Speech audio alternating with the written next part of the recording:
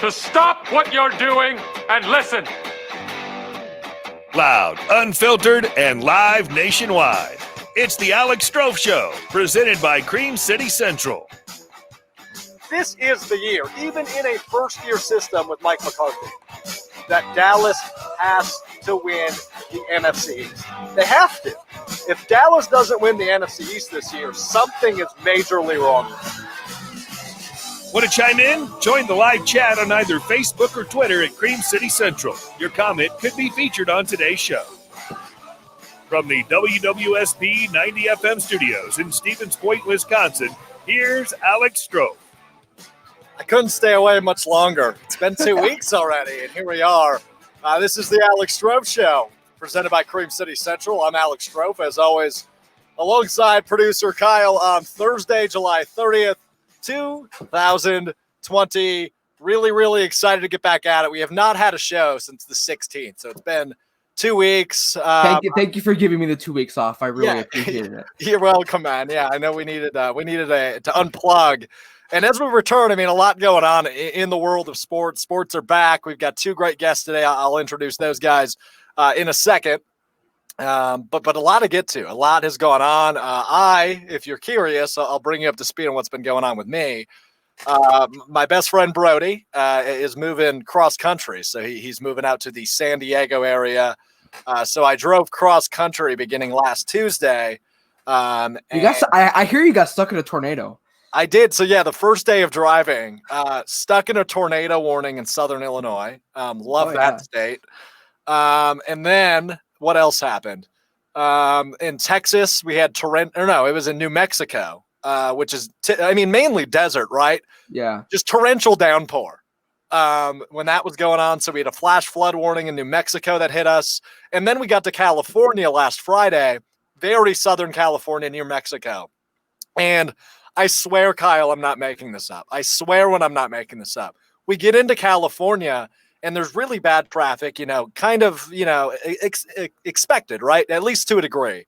But we're in like the very warm part of Southern California, where it's like 95 degrees, terrible humidity, just very hot. All of a sudden, I see a helicopter flying, I don't know, maybe 30 feet above us. It's very low. And all of a sudden, I see just a bunch of smoke. There was literally a mountain on the side of the highway on fire. It was on fire. We saw wildfires which I've never seen. So that was craziness. But then we got to San Diego area. Carlsbad is where we were. 75 every day. Beautifully sunny. I got to say, man, and not to make this a COVID issue or political issue, but I was very impressed with the other states. And I flew home. I couldn't feel more safer on an airplane. I mean, it was crazy how safe it was. I had a layover in Minneapolis on what day was that? Monday. Jamal Williams, Marquez Valdes-Scantling, Mercedes Lewis were on my plane from Minneapolis to Green Bay. I did not have the opportunity to. I was not sitting in first class as they were because Come on, you're Alex Strouf. You should be sitting in first class. Yeah. I mean, Cream City Central did not upgrade my plane ticket, unfortunately. But I understand we have a tight budget these days, so that was neat. But so yeah, that's where I've been. I'm sure I'll scatter in some stories throughout the show today. But that is where I've been the last 2 weeks. So that's what's been going on with me. But as I mentioned, huge show today. We've got Dario Melendez, a friend of the show. He's a host on The Game in Milwaukee, as well as WNFL in Green Bay, host of The Crossover with Ted Davis. He's the Fox Sports Wisconsin host and reporter for the Brewers and Bucks. Been on the show before. Coming back to talk some baseball and basketball with us later this hour. In the 4 o'clock hour, a good friend of mine in the business, a guy who is all over the NBA game for Forbes Sports. He's an NBA columnist there. The name's Shane Young, at Young NBA on Twitter, if you're familiar.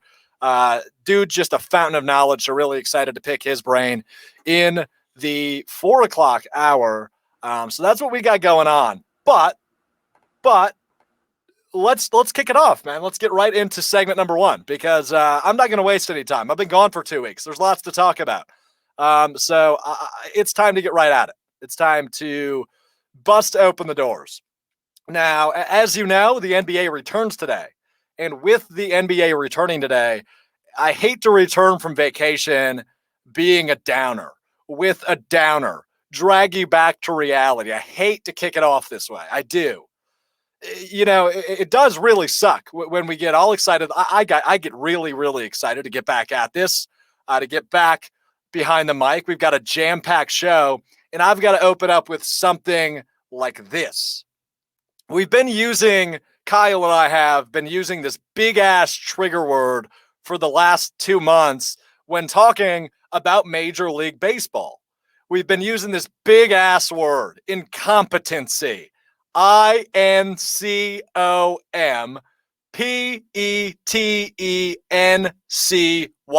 Got it? Good. Incompetency has been that big-ass trigger word we've been using. And our buddy Robbie Manfred has just doubled down on stupid. Ever since we've been gone and baseball's returned, all Rob Manfred has done is double down on stupid. Hi there. Where do you get off, sir?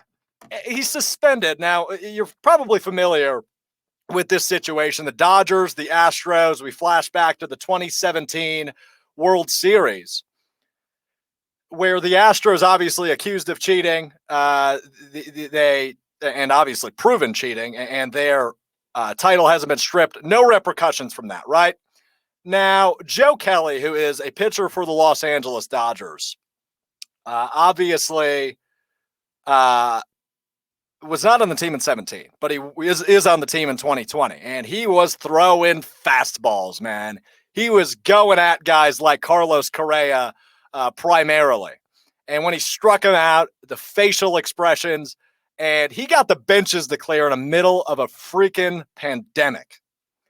Now, Joe Kelly, because he was throwing near and inside, he was coming at the Astros. But Joe Kelly has been suspended for 8 games, 14% of this 60-game season. 8 games is 14%, about 14% of this 60-game season. In a 162-game season, that would be equivalent to being suspended 22 games. But it's 8 games here in this current COVID world. Now, Joe Kelly's been suspended for not being ejected. Joe Kelly was suspended for not hitting any Astro with a fastball or a curveball, whatever he was throwing, a changeup. He never hit one Astro, never even grazed an Astro. He wasn't ejected. He didn't hit anybody. And, you know, the big one is Joe Kelly got suspended for not cheating like the Astros were. And we continue to have this argument where, oh, Joe Kelly didn't get, you know, maybe he deserved the suspension. Maybe. 8 games, I don't know. Maybe he deserved to say, okay, take a couple games off. But, and the point's taken, right? Don't headhunt. Don't be thrown at the Astros. We knew this was going to happen. And Joe Kelly just happens to be the example that's being set right now. The point is taken. Don't headhunt. Don't go at the Astros. However, 8 games in this 60-game season, 14% of the season, is 14% of the season more than Carlos Correa got for cheating. 8 games is more than Jose Altuve got for his part in the bucket scandal, or whatever you want to call it, for the Astros a couple of years back, or over the past few years more so. 8 games is more than Alex Bregman got, or any player on that team that had their hand in the pot for that cheating scandal that won them the 2017 World Series. Now, Jared Weaver, who is now retired, you might remember him from his days in the major leagues. Jared Weaver chimed in on this on Twitter saying, quote, 8 games, what a joke. At MLB is so soft, it's kind of embarrassing. People should just keep cheating because there is apparently there is 0 game suspensions for that, end quote. Hell yeah, Jared Weaver. Hell yeah. Because look, if Jose Altuve and Alex Bregman and Carlos Correa are going to wear that ring on their finger that shows, yeah, we won the World Series in 2017, and the team that lost to them in that World Series, who weren't cheating, not a player on that team, at least as we know, had any part of cheating going on, they're pissed off, and rightfully so. And we knew coming into the 2020 season, as this became a legitimate factor, as this became a fact, as we knew stone cold solid facts that the Astros cheated in the 2017 World Series, we knew people were going to be gunning at the Astros. And now Joe Kelly is our example. Joe Kelly is our example. Don't headhunt, because you'll get suspended for 14% of this shortened season. And of course that hurts the Dodgers. But you know what else hurts the Dodgers? Losing a World Series title because your opponent didn't uphold the integrity of the game. It sucks. It all sucks. The whole situation sucks. I get why Joe Kelly was suspended. I'm not going to be one to sit here and say #free Joe Kelly. Clearly he did something wrong, but he never hit anybody. He never grazed anybody. He didn't get ejected. I mean, nothing here would typically lead to a suspension. But of course, these are these special rules because we knew what he was trying to do. He didn't successfully do what he was trying to do, but we know what he was trying to do. And he gets clamped with this 8-game suspension. And I don't know if 8 games is the right number. I said that earlier. I don't know if it is. I'm not the commissioner for a reason. But our buddy, Robbie Manfred. Where do you get off, sir? Is just making this silly. And, you know, it's hard to take him seriously when a guy that's mad that his now team lost a World Series because of this team for cheating, and you don't punish anybody in the Astros. It's all a slippery slope. And it's a lot. But let's move on to more Robbie Manfred headlines. More Robbie Manfred headlines. The entire city of Miami apparently has tested positive. 19 total cases for Miami. 17 players have tested positive for COVID-19. And their games have been axed all week long ever since this has come to light. The Phillies now have had 2 players test positive. They played the Marlins in opening weekend. And now we finally have some cases happening, right? We had the first case, Juan Soto, who is the best player on the reigning champion Nationals, test positive on opening day. But since then, we haven't had a lot come out of that. But now we have 17 Marlins players test positive, now 2 Phillies. And I've been saying this all along. There's no reason that a couple of positive tests should shut down Major League Baseball, should stop them, should clamp them, should pause them, nothing. I don't think 21 positive tests, 22 positive tests now, something in that ballpark, should stop baseball entirely. I think how they're handling it right now is good, right? Don't let the Marlins play for a while until they can field a team that is COVID-less. Same with the Phillies. Their games are canceled through the weekend. But the MLB, after the entire freaking city of Miami tested positive, had to relook at their precautions surrounding COVID-19, if you will. So Major League Baseball and our buddy Robbie Manfred had to relook at what their protocol was surrounding this pandemic we're in. And they made mostly right moves. But now one of these new policies that's popped up this week surrounding traveling teams, right? Teams that are traveling on the road, because we're not in a bubble like the NBA in Major League Baseball. But one of those guidelines in particular really struck me. And that is, you can no longer leave your team hotel when you're on the road. When you are a visitor, you cannot leave your hotel. Doy. Isn't that obvious? Isn't that how it should have been from the get-go? Look at the NBA. They're thriving. And to my surprise, at least, they're thriving. And we'll get to the NBA a little bit later and what's going on in the bubble. But when you're on the road in the middle of a pandemic, trying to keep your league afloat, isn't that kind of a no-brainer that nobody needs a PhD for? Don't leave your hotel. To the stadium, back to the hotel. Room service will deliver you food. We've got that ironed out. You don't need to leave the hotel. That should have been in place from day one. And maybe that would have helped the Marlins and the Phillies and Juan Soto and whoever else in the next week test positive. It would have helped their case a lot had this been in place from the get-go. So Robbie Manfred continues to show his incompetency, that trigger word, that big-ass word, continues to show his incompetency throughout this situation between Major League Baseball and the MLBPA's back and forth and press releases and tweets about, 2 months ago. And now we're in the season, and already, we're a week in, and Rob Manfred is already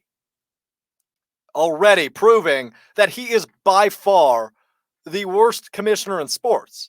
And we've got Roger Goodell running around running the NFL. And we'll see what he does. We'll see what he does as we ramp up to training camp. But Rob Manfred has done nothing but solidified and cemented his legacy as just a trash commissioner. He is horrible. And he's done nothing but that. I want to stick with baseball, but I want to move over to our Twitter poll of the day today. We will get to that in just a second. As obviously the Brewers are back. The Brewers are back. They're 3-3. So let's get to the Twitter poll. It's the Strouf Show Twitter question. Yes! Yes! Yes! Chime in on today's topic at Cream City Central on Twitter. So let's go to it, shall we? So today's Twitter poll of the day at Cream City Central on Twitter is, how concerned are you about Christian Yelich's start to his 2020 season? Now, Yelich's line, and I assume most of you are familiar, but Yelich's line as it stands right now, 1 for 27, a home run, 3 RBIs, a .037 batting average, and 12 strikeouts. 12 strikeouts and 27 at-bats. Not too good for Christian Yelich. 76 votes in. Your options are very concerned, a little concerned, or not concerned at all. 18% says very concerned, which is good. 51%, so a hefty majority, says a little concerned, and 31% says not concerned at all. Now, I remind you, Christian Yelich, 1 for 27, a home run, .037 batting average, and 12 Ks through 6 games. That is 10% of this 60-game season. That is his line. Not very good for the 2018 NL MVP. But should we really overthink this? Christian Yelich has been nothing but the best player in baseball, well, on the Brewers, if not all of baseball, the last 2 years, minus the injury at the end of last year. He has been a star. And we understand that players sometimes will fall into a slump. But I want to hear your thoughts on this topic. How concerned are you about Christian Yelich? 877-878-7683 is the phone line. 877-878-7683. EP Kyle over there is ready to take your calls. If you've got anything, throw it at Kyle. If it's good enough, then you and I can have a chat right here. One more time, 877-878-7683 is the toll-free phone line for the Strouf Show. So 51% say a little concerned, and that's fine. I don't think we should go overboard like a lot of people have been on social media. Yelich shouldn't be playing. Don't show his stat line. Not worth the money. Blah, blah, freaking blah. There's a guy that resides currently in Green Bay. You might be familiar with him. His name's Aaron Rodgers, and I asked him to talk to some Brewers fans today. Here's what he had to say. 5 letters here. RELAX. Relax. Christian Yelich will be just fine. Just fine. Look, they're off today. 6 games is 10% of the season. I get that. I get it's a shortened season. I get the pressure is on higher. But let's remember, the Brewers are still 500. They're still in fine position through 6 games. They're 3-3. They're coming off a one-hitter last night, a combined one-hitter last night, and their 3-0 win over the Pirates, which, wow, what a pitching performance from Brandon Woodruff last night. But Yelich obviously is a big part of the offense for Milwaukee. And if he's not providing, that is rightfully troublesome. I get that. However, you can't be terribly concerned. I should mention, you don't just have to call us. You can text us too. Same number. This is from Joey Bonadonna. This is what he has to say on Christian Yelich. I'm usually not one to overreact about a player going through a slump, but considering the circumstances, I'm very concerned about Christian Yelich right now. Coming off of an injury and performing like this in season as well as in summer camp is less than ideal. For being the franchise player, he's been hitting like a 8 or 9 hole batter. If a majority of his outs were coming from balls in play, I wouldn't be as concerned, but he hasn't put bat on ball very often. He's right. 12 Ks, 6 games. Quick math, that's 2 a game, my friends. Yelich is striking out twice a game. There is room for concern. I'm fine with that. But I wouldn't be calling for the dude's head yet. It's been 6 games. If this was a normal season and we were talking about this in April, you would think I'm an idiot. Because look, a 6-game stretch of baseball all on the road isn't that concerning to me. It really just isn't. Here's what Christian Yelich had to say back in summer camp when he was referring to, he was struggling at the plate in summer camp. And here's what he had to say about his struggles in summer camp about a week ago.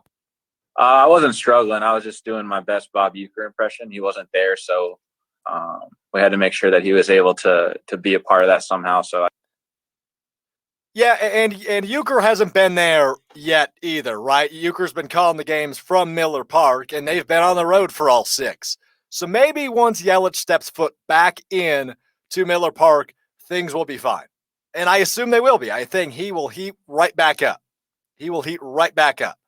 It's 6 games. Let's not lose our cool on it. If anybody's listening to Aaron Rodgers say RELAX, it's Christian Yelich when he says, I'm just doing my best Uecker impression, trying to recreate some of his at-bats. Neil Tice says, I watched just about every game, and he got screwed on some of the calls out of the strike zone. And that's fine, right? We can always blame the umpires. I'm not going to go that route. I think 1 for 27 speaks enough for itself. I don't think you can blame a 1 for 27 start on umpires. I'm sorry, Neil. I just don't think you can. Can you make a case for maybe 1 or 2 where it could have been a base on balls? Sure. But a 1 for 27 line, that speaks volumes to me. And I don't like to go way too into stats because I don't think the game is spoken virtually through stats and primarily through stats.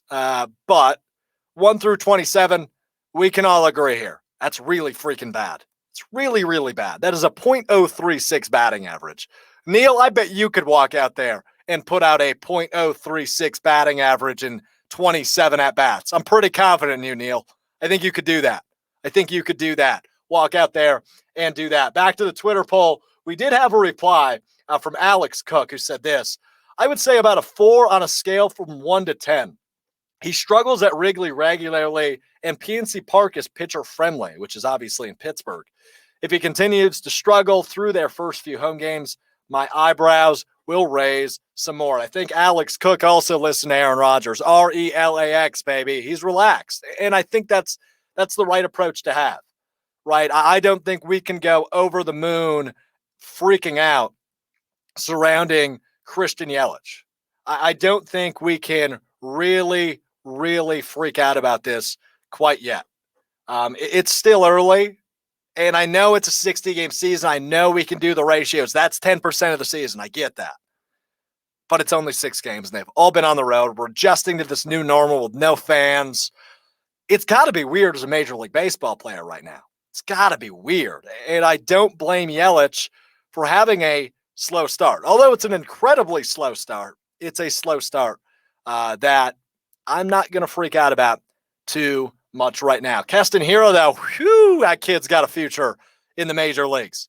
He's been killing it for Milwaukee. Has Keston Hiura in these first 6 games. Really liking what we're seeing from him on the infield, both on the defensive side and obviously the offensive side. Went yard again last night against Pittsburgh. Keston Hiura has a future. We already knew this. And it's going to be a lot of fun to watch how he develops and becomes what we imagine will be the superstar of this Milwaukee team in years to come. He will be that next Yelich centerpiece, if you will Keston Hiura be. But phone lines open, text lines open, 877-878-7683, as well as the Facebook and Twitter chat. Want to talk anything baseball, go ahead, bring it up. We'd be happy to get to that. We've got Dario Melendez from Fox Sports Wisconsin and the game in Milwaukee coming up here in just a few minutes. Shane Young from Forbes joins us in the 4 o'clock hour. We've got NFL stuff to talk about. We've got NBA stuff to talk about. Man, oh man, sports are back, and I couldn't be happier. And I've said this a lot. It's not easy to do a sports talk show when there's no sports going on. This makes it a little bit easier, but we still try to make it as equally entertaining. I think we can meet you in the middle there. We're going to take our first time out. Dario Melendez of Fox Sports Wisconsin will join me on the other side. This is the Alex Strouf Show, presented by Cream City Central. And the schedules are supposed to come out tonight for this wonderful 60-game season we're about to endure.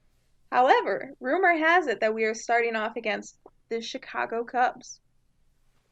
Is that good or bad for us? Honestly, I kind of expected it because we were supposed to start out this normal season against the Cubs, so I'm not really shocked that happened, but I mean, I'm down. Yeah, it doesn't bother me. I'm not scared of the Cubs. No. We're taking the series. You heard it here first. Heard it here first. See, look at you just doing a projection. Well, yeah, but I didn't have to look at the numbers, so I just said it from my heart of hearts. And we'll look back on this in a few weeks, and we'll see if I was right. Okay. Who's our day one starter? Brandon Woodruff. I don't think there's any question for that. Brandon Woodruff. However, I would entertain the thought of having an opener.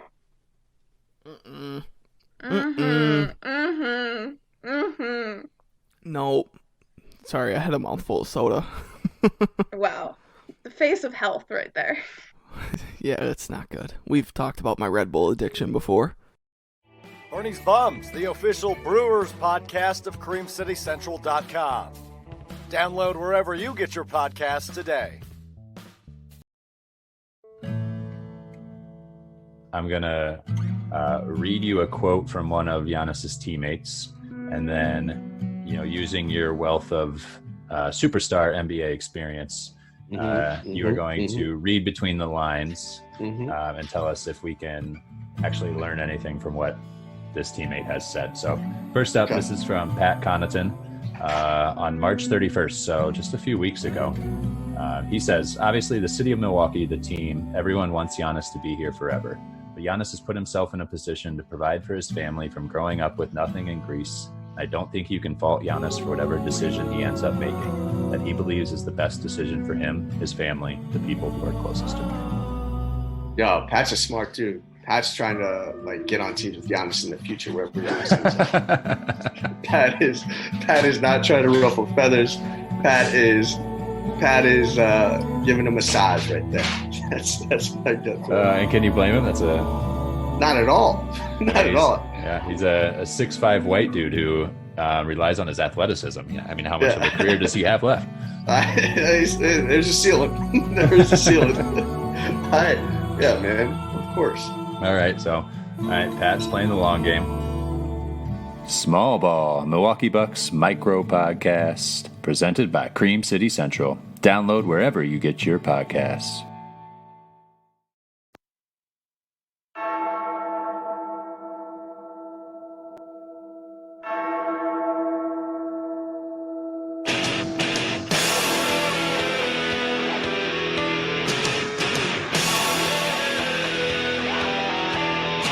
Loud, unfiltered, and live nationwide. It's the Alex Strouf Show, presented by Cream City Central. Back here on the Alex Strouf Show, presented by Cream City Central, and we're waiting on Dario Melendez. We'll have him coming up shortly from Fox Sports Wisconsin, and he's all over your radio dial, co-host of The Crossover with Ted Davis. So he will join us momentarily as we get him hooked up. But, man, we've got to be excited. We were already excited because the MLB has made its return. And now the NBA is coming back tonight. And I'm so jacked to have a conversation with Shane Young next hour from Forbes. He is just, like I called him earlier, a fountain of knowledge. So really excited to talk to him in about 45 minutes about the NBA's restart happening tonight. The regular season continues tonight. We've got a pair of games. That'll be a lot of fun. The Jazz and the Pelicans will face off, as will the LA teams. The top two teams in the Western Conference go head-to-head as the Clippers take on the Lakers. And now we obviously can't analyze this like this is a normal start of an NBA season. We're halfway through. There's already records involved. And it makes it quite difficult to really give a strategic, if you will, analysis on this. I think the only guy I'd be confident doing that is Shane Young, but I'll do my best here. Look, let's start with the LA teams. Obviously, these are the two big teams in the Western Conference that we're looking forward to seeing. We think one of these two teams will be the Western Conference champion and likely, fingers crossed, knock on wood, face off with the Bucks in the NBA Finals. And I've said it for quite some time. I think the Clippers are just a bit stronger than the Lakers, especially in terms of depth. But obviously we will not be seeing Lou Williams tonight because he was too busy getting wings at a strip club. If you haven't heard that story, probably the best one that's come out of the bubble. I don't even remember, what was it called? Lou Will Caribbean Jerk, I think was the flavor of the wings. And this dude's been on the record about loving this strip club's food. But he went outside the bubble, went to Atlanta, got caught red-handed from an Instagram post. That's a story for another time. But the Clippers, in terms of depth, still think they're on top of the Lakers. But tonight will be interesting. LeBron does sound like he will play. It was a question mark all week, but it sounds like he will hit the floor tonight. So excited to see what LeBron can put together against Kawhi and company. And that will be the game of the night. I'm going to sit my butt on the couch. I'm going to drink a six-pack. Probably order some wings or something, man. I know I missed National Wing Day yesterday, so I'm really going to try to enjoy this one tonight as basketball returns. The Lakers and the Clippers should be an entertaining one from the bubble, but the other one is also quite intriguing to me. New Orleans and Utah. You've got obviously a young New Orleans team. We'll see if we see Zion, but New Orleans in great shape. Really excited to see what they put on the floor. Lonzo Ball's been getting a lot of praise over the course of this quarantine. And on the Utah side, we get to see Rudy Gobert. We get to see Donovan Mitchell. We get to see the broken friendship on the court.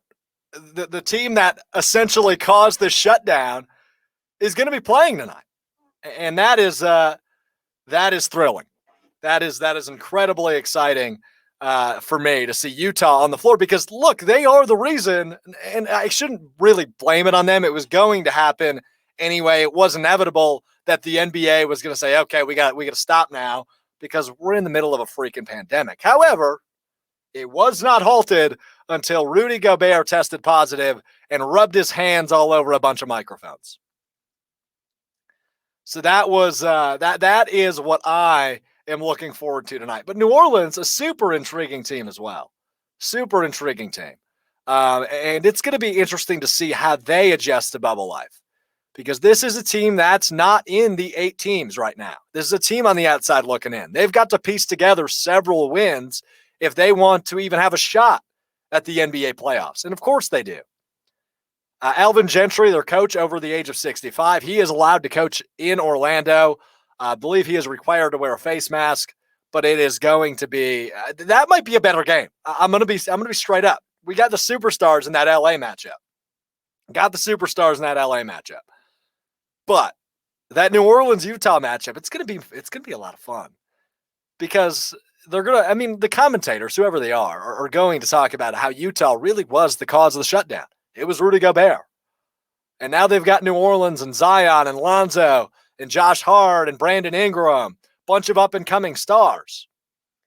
I think New Orleans could make a run for this playoffs, and it starts tonight. Tonight will be a really big telling sign of what it's going to look like. We've seen the scrimmages. We've all binge-watched the scrimmages. I know we've done it. They were on all day. But it's going to be weird to see how they work single-handedly. Without the fans, it's a real game. It's meaningful. It'll be interesting to see how that works out. But producer Kyle wants to jump in.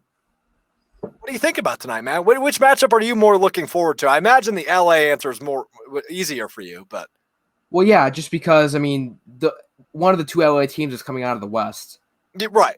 And that's hopefully the Bucks come out of the East. I think they will. They have the Celtics and the Heat and the Raptors in the way. Maybe the Sixers, mainly the Celtics and the Raptors in the way. But I really do think that you're getting your Western Conference Finals preview tonight. I think so too. Clippers and Lakers. Yeah, and we've seen it a few times. And like I said, in those previous meetings, but obviously it's really, really hard for me, at least, Kyle, to compare. It's really hard for me to compare, what we saw in October and November and December and January to what we're going to see in July and August. It's hard for me to view it. Does that make sense? It's hard for me to compare what we saw back in October in their first meeting to what we're going to see almost a year later. It's going to be a different game of basketball. We've talked a lot about in the past 2 months, what is this chemistry going to do? Is the chemistry going to disappear? Is the chemistry going to be off the charts? Is it going to be awesome? Is it going to be horrible? What's it going to look like once we get back to live basketball action? And I'm very skeptical of if this is going to be sloppy basketball or if this is going to be hard, smash mouth, bring it to the paint type stuff. I'm very intrigued to see how that'll work out. I was really impressed by what I saw because I did watch all 3 scrimmage games in full. Yeah. I'm not saying that the team was at anywhere close to where they were back in March when the season ended. Sorry, I just had some news come in. I see that. Are you referring to Jamal Adams saying he wants to retire with the Seahawks? No, I'm referring to that Mason Crosby was added to the COVID reserve list today. Oh, well, so there you go. And Jay Sternberger. So you got Crosby and Sternberger on the Packers COVID reserve list, meaning that they haven't necessarily tested positive, but they've either tested positive or been in contact with someone who's tested positive. So there you go. Little breaking news for you as we talk about the NBA. Interesting. Go on. Obviously, they were not at the level that. Sorry, I gotta put my phone down. I keep getting news buzz all the time, man. Put it away. Put it away. Anthony Barr as well on the COVID reserve list. Okay. I wouldn't wish for anybody to have COVID, but I don't like Anthony Barr. Anyway, the Packers. I guess we might as well stay on football. The Packers just claimed a halfback/fullback as well. There you go. John Lovett from the Chiefs. All right. I want to stick to the NBA because I'm the producer and what I say goes. All right, fair enough. I just, like I was saying, the Bucks aren't at their level that they were at in March. But what I saw from them the last 3 games that they played, granted, it's a scrimmage. You're a little looser. They're not playing with their full team. Bledsoe and Connaughton weren't there. They didn't play at all. Marvin Williams didn't play. I did like what I saw as far as, their offense and what I expect from a Mike Budenholzer level offense. So I set my expectations low, and my expectations were broken in a good way. That's a positive. Yeah. And I'm glad you can say that about Milwaukee, because if there was a team I want you to say that about, it is Milwaukee. But I don't know if that'll be the case with every team, especially Utah is the team I'm really, really interested to watch. Yeah, and then there was beef between Gobert and Donovan Mitchell. Right. They almost broke off their friendship. No, not their friendship. They hadn't. Oh, no, not their friendship, right? It seems like they're fine now. At least that's what they're telling people. I just wonder what it's going to look like for Utah tonight. And maybe it won't be as entertaining or as exciting or as, spill the tea, sis, as I want it to be tonight. But I think we just said spill the tea, sis, on the airwaves. That's exactly what I said. Okay. So I don't know what it'll look like, Kyle. I think it'll be very, very interesting. I just thought another bug landed on my head. And before the show, I had the largest beetle of all time stuck to my hair. And now I'm very paranoid. Sorry, go on. This whole segment has become a disaster. A disaster. Well, I mean, we've gotten distracted a little bit. Yeah, that's okay. That'll happen. Okay. But I'm still standing by. I think I believe I said it earlier in the summer. I think it's going to be Bucks Lakers. I mean, that's really the chalk pick. But out of all the playoffs. Out of all the NBA, NHL, MLB, NFL, the NBA is always chalk. I mean, and what I mean by chalk, if you don't mean, is like the best teams always get there. You don't necessarily see that in the MLB and the NFL and in the NHL, especially not the NHL. The NHL is I think the most exciting playoff tournament in pro sports. I agree. That I don't know the NHL well at all. I have pledged my allegiance to the Seattle Kraken after 2 years as another tangent. Can we say how stupid that name is? I totally disagree. I think it's one of the best names in sports. What is a Kraken? Well, it is like an octopus, isn't it, or stupid? Something? I love the Kraken. I think it's one of the best names in pro sports. It's creative. I'll give it that, but it's not like. If you have to think about what the team name is for any more than 10 seconds. Okay, well, the Green Bay Packers. I mean, you know what it is. It's a meatpacking company. A dude in Pasatello, Idaho doesn't know what the hell the Packers is. We should. What the hell are you talking about, dude? It's better than a freaking Kraken. A Kraken makes me think of something that I would read about in Harry Potter. Sweet. It sounds mystical and badass. Like I don't understand. So let me ask your opinion on okay, I'm going to throw a couple team names at you then. You tell me good or bad, okay? Good or bad here. Thank you, Switchy One. It is a deadly giant squid example, Pirates of the Caribbean. Well, I've never watched the Pirates of the Caribbean, so there you go. I also have not. But anyway, let me throw a couple team names at you. You tell me if they suck or if they're solid. All right, you ready? Okay. Dallas Mavericks. See, I don't like it. What's a Maverick? I'm not a big horse. I know it's a horse, obviously, after being an NBA fan for 20 years of my life out of 20. Okay. How about the Cleveland Cavaliers? See, I don't like that either. Why? Because it doesn't, you have to think about what a Cavalier is. See, those are the best team names. So the Green Bay Packers is great to you? Well, I mean, I am a little biased. Yeah, I do think it's great. Okay. So the Chicago Bears is really good, right? Yeah. Are you aware? Are you aware of the bear population in Illinois? A team mascot is supposed to be intimidate you. Actually, yes, I don't know why a Packer would intimidate anybody, but why? Are you aware of the bear population in Illinois? I don't really care, but I know that bears are scary. The last black bear was saw in Illinois was 2014. But bears are scary. So, well, I mean, the last time. Scary, hold on. Go back to the Bears though. You said you haven't seen a bear since 2014. Illinois hasn't. Okay, Illinois hasn't seen a bear, so it's kind of like how the Bears haven't been very good for a long time. So it kind of makes sense. That's fair. That's not a bad point, actually. So see, it fits in. Yeah, that's not a horrible point. Okay, Toronto Raptors. Are you good with that one? See, I don't like it either because I'm really boring when it comes to my team names. You suck. Wildcats. Bears, Lions, Eagles, Cardinals. Like, sorry, it's better than having your team name be football team. I'll tell you that. Yeah, that is fair. Yeah, we do not need to. Oh my, the Washington. Yeah, Shane Young says why? And he could be coming on later in the show. What does Raptors have to do with Toronto? What does Raptors have to do with Toronto? It's stupid. I like the old school jerseys. I wasn't an NBA fan when they came into the league, but if I'm not mistaken, they named it because Jurassic Park was huge, right? That makes sense. When they came into the league, I think so was Barney. Barney was cool in the mid to late 90s. So is he a Raptor though? I don't think he's a Raptor. I don't know, but a big purple dinosaur. That was the original jerseys. The big purple dinosaur, the Barney jerseys. Okay, yeah, I used to have one. Maybe that is the. Did you? Who was it? Carter. Vince Carter. Yeah. Yeah. I'm trying to think of any other nicknames that I could throw. It's like Washington Wizards, since we're on the NBA topic. Well, what does Wizards have to do with Washington D.C.? Nothing, but. I'm just asking. I like it when they were the Bullets. That's a cool name, a Bullet. That is intimidating. Are Wizards intimidating to you? No, I think of the Disney show Wizards of Waverly Place when I think of the Washington Wizards. I'm glad you watch Disney Channel stuff. I didn't, but that's just what it makes me think of. And same with the Orlando Magic. Still do. What's supposed to be so, intimidating about Magic? That was actually going to be one of the ones I asked you. Well, Magic Kingdom. The Disney I know that it's because of Disney and all that, but so you could make the same exact case for the Packers or the Brewers. You could, but I'm biased towards those. Your case sucks, Kyle. I know it does. Absolutely sucks. I know it sucks, but sometimes my takes suck.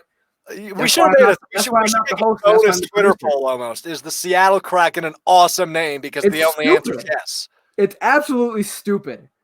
Seattle Kraken. They should have named it. They would have been better off naming it Seattle Hockey Team, just a la Washington Football Team. You couldn't come up with a name you have over a month to come up with a name to brand yourself with. You couldn't come up with. You came up with Washington Football Team. You talk about Robbie Manfred being the most incompetent commissioner, or Dan Snyder's the most incompetent owner in sports. Oh yeah, absolutely, hands down. There's no doubt about that one. But back to the NBA, Pat Connaughton and Eric Bledsoe out for the Bucks in their opener. Great segue, by the way. Tomorrow. Yeah, that was something right there. Let's move on to early headlines. Yeah, it's early 4 p.m. 3:47 headlines. Let's go with those. There's still a 4 around there. Round up, you're at 4. Yeah. So this is coming in a couple days ago. Packers wide receiver Devin Funch is opting out of 2020 NFL season. I guess we can also throw in Mason Crosby and Jay Sternberger being added to the COVID reserve list.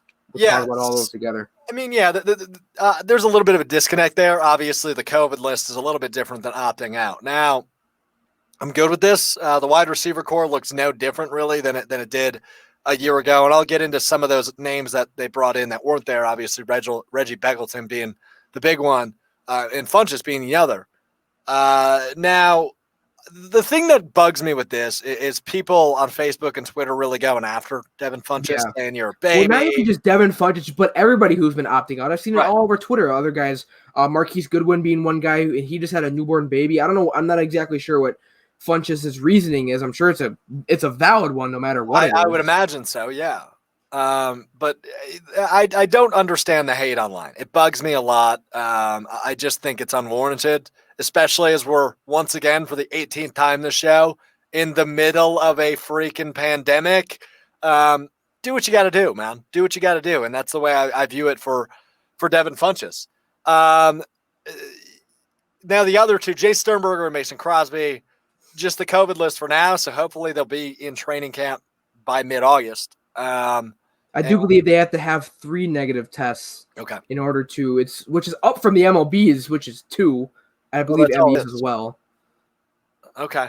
Now I know the NBA, when you go into quarantine, you have to test negative all 10 days. If I'm not mistaken. Okay, so that's even more intense than I thought. Yeah, but the MLB, it was back-to-back, which was Juan Soto's issue, which going back to Juan Soto. But the NFL, I think it has to be 3 consecutive negative tests in order to play. Okay, so we'll see what happens with Crosby and Sternberger. Sternberger really making a case to be that top tight end for Green Bay this year. So I think he already made it, but yeah, it'll be interesting to see what happens with Sternberger, obviously on this COVID list now. We'll see, man. This is interesting stuff coming through. Well, yeah, I mean, it opens the door for EQ. I mean, going back to Funchess now, it opens the door for EQ to make an impact. Who I kind of look at as a free agent. I don't know, something. I'm sure, probably me. Okay, yeah, shut up. But Funchess opting out opens the door for EQ, Kumaro, and Beggleton. And EQ I look at as bring that up as a low end free agent signing. Although he's been with the team, he wasn't with the Packers last year. We didn't have him. He was hurt last year, and the year before, obviously, his rookie year. So not a huge impact. Excited to see what Equanimeous St. Brown can do. I tweeted this the other day, and I'm glad you brought that name up, Jake Kumaro, because the conversation prior was, does Jake Kumaro make the roster?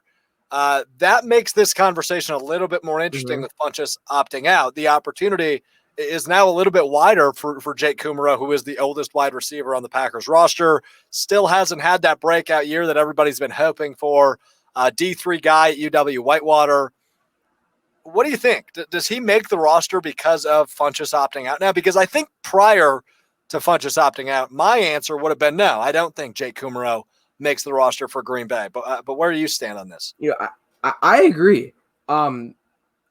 I think if you want to look at the depth chart, Devontae Adams, Alan Lazard, you had Devin Funchess as probably your third guy. Yeah. And now he's gone. So now you're probably stepping up MVS or EQ to number 3. And then you're looking at MVS and then EQ and Beggleton. And there's your 5, right. Which I mean, I think potentially, yeah, I think he could make the roster. There's still, he's shown a couple times he can ball out. He had that great touchdown against Oakland last year. He had 2 years ago, he had that great touchdown catch against the Jets.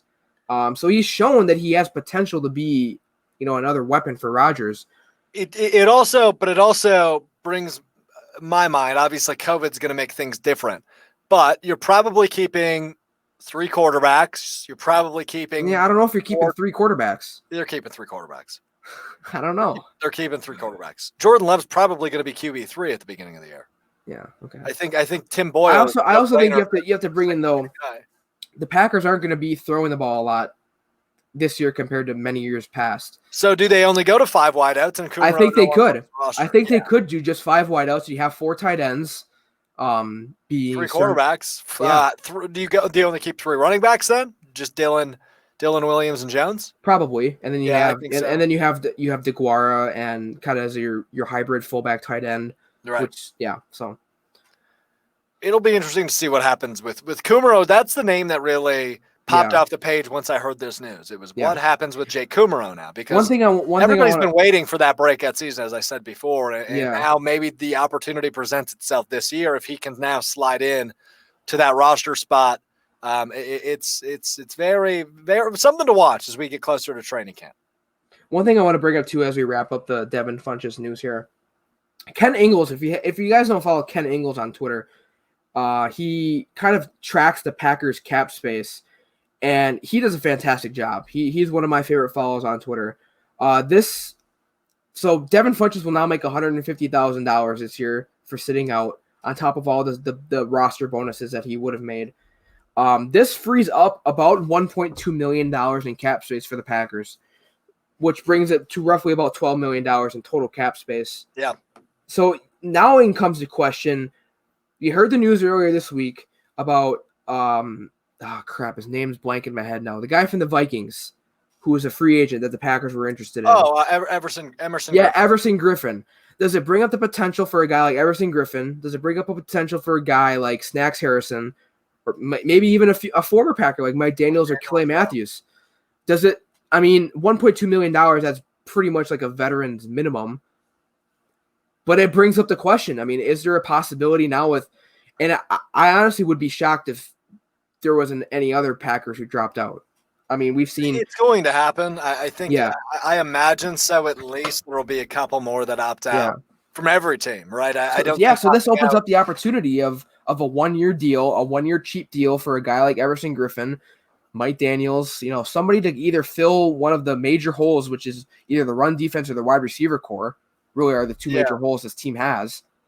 So it opens up that possibility of getting a guy like Griffin, or although Griffin would probably be a little heftier, probably $7-8 million. It'd be a little bit more expensive, but a guy like Clay Matthews or Mike Daniels would probably accept a deal around that mark, especially if it was here in Green Bay. So yeah, I think that's also an intriguing question you bring up, Kyle, because this does open this spot and what they do with it. I don't know what direction they could go. I don't know, but the Kumaro name already being on the roster, that pops out to me. But now that you bring that up with that open spot as we get closer to camp, that Griffin rumor was pretty hot and heavy earlier this week. So we'll see what happens. I don't know how accurate it is, but it sounded pretty accurate. It was being reported all over the place. All right, what we got next? So you had actually mentioned this when we had this story a while back. The Notre Dame football team is going to partner with the ACC for the 2020 football season. So I believe you had predicted it when we talked about it the first time. So I wouldn't give me too much credit. I think this was kind of the only option for them. Obviously, we know their relationship in basketball and a couple other sports. So it seemed like a no-brainer for football. They will also be eligible for the ACC title game, which makes kind of just an interesting asterisk to throw alongside this headline. 10-game schedule for Notre Dame in the ACC. And as I said, they will be eligible for the ACC title game. As we know, Notre Dame does not belong to a conference in football. They play all non-conference games all year long. So now in the ACC for the 2020 all-conference schedule season, I'm excited to see what happens there. I think they'll fit in nicely, obviously. Well, I'm curious to know powerhouses. I'm curious to know what conference or what division of the ACC they're going to get put in. I think they're going to be a floater. That'd be my guess. I think they'll play 5 in each. Okay, that would be my guess. I still feel like they would have to get put into a division for conference title purposes. That's a good point. So I wonder if they get put in the same division with Clemson. I don't know I'm not familiar with the ACC division. I know it's Coastal and actually I don't even know what the other name is. Coastal and whatever the other one is. Yeah, whatever the other one is. Why can't they just do it North and South or something? It should just be that, but that's beside the point. Kind of like when the Big Ten had the Leaders and Legends division, and they finally switched it to East and West because they were smart. Anyway, sidebar. Sorry, filling content here. Or are they gonna put Notre Dame and Clemson? Because Notre Dame and Clemson would probably be the two best teams in the ACC for football this year. Then.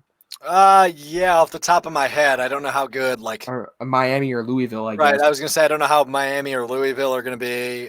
North Carolina's on the rise, but I don't think they'll be that good. And there's still Virginia Tech too, but it's gonna be interesting to see where they go because I mean I would love to see a Notre Dame Clemson ACC championship because that's like a college football playoff level game. There we go. Atlantic. Thanks, Greg. Sorry, Greg saving my butt here. There we go. Atlantic and Coastal are the two divisions. Just do North and South for the benefit of myself. In Clemson, Notre Dame, week 4. Okay, so yeah, we will see Clemson, Notre Dame in the regular season. Yes, so that'll be good to see. I mean, yeah, like I said, that's a college football playoff caliber game. Gonna be a heck of a game. Yeah, that's a good one. Yeah, see, that's the benefit of Notre Dame joining a conference. That you're gonna get those because I mean, personally, I was really looking forward to them playing Army, Navy, and BYU 3 times a year. Yeah, I'm okay with this too. Yeah, I'm okay with this too. I think we'll take Clemson and Notre Dame. So interestingly enough, this did come to fruition. Go me. What we got next? Yeah, put your pat on the back for yourself. This breaking news coming in while we were on the air. The SEC is going to be implementing a 10-game conference-only season, with the season starting at the end of September. So we're going to have to wait another month, 2 months, 2 months for SEC football. Very interesting news. They have the start of the season at September 26th, SEC championship game December 19th, so not too far off from where that normally is. Yeah. Not terribly far off. What? That's like 2 weeks pushback, I think, only? Yeah, I believe so. Well, it's because they're only doing 10 games instead of 12. Oh, right. So, I mean, I think we're going to see more. We're going to see Big Ten. We're going to see ACC. Or we already see ACC. Yeah, these will start coming to light pretty soon. Yeah. And, at least we're getting D1 football. Obviously, we're not going to be able to hit this because we're running up against the clock here. But the WIAC, the Wisconsin Intercollegiate Athletic Conference, which is D3, where I am, Stevens Point, Oshkosh, Whitewater, Lacrosse, etc., canceled their football, their volleyball, and a couple other sports for the fall. Just canceled them, axed them, no rescheduling. So that is exactly I believe, though, you were looking forward to women's golf, though, right? Yeah. Is that what you're telling me? I'm a big women's golf guy. I've never covered women's golf. I cannot say. Well, there's a first for everything. So the opportunity presented itself, I absolutely would. But yeah. All right, we got to get to next hour. Dario Melendez is next. Shane Young after. Interview heavy hour, but we'll take your phone calls at the end of the hour. If they roll in, we'll be back on the other side. This is the Alex Strouf Show. So I'll start with the NFL, because the NFL, like I just said, is in a unique position. And there are a lot of people going back and forth as to whether or not the NFL is going to have fans week one. Are they going to do something similar to Major League Baseball and have two different leagues? We'll see how that goes. But some comments I want to touch on from ESPN are John Harbaugh's comments. And this is something interesting, because the NFL has been trying to work out ways for the players to come back and play safely, whether that's through face masks, social distancing in locker rooms, what have you.